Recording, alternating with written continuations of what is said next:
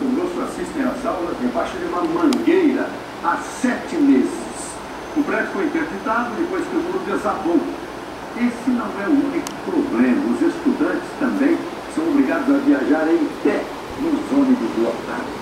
A tarefa de estudar tem sido difícil. Marielle quer chegar à faculdade, mas o desafio não é o conteúdo do livro, mas o caminho até a escola. Ela e outros 150 estudantes percorrem diariamente 160 quilômetros para chegar à comunidade de Campo Alegre para estudar.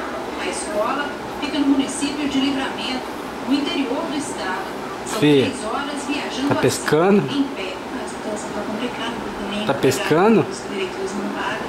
A gente vai viajar essas comunidades em pé. Tem alguns alunos que não sentam, porque não tem condição de fazer orçamento um do outro. Além do perigo na estrada, antes de chegar à escola, Ela tá pescando. enfrentam outro problema.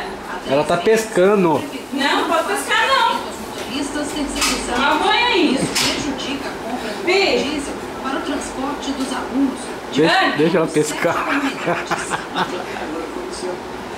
Ai, não, gente.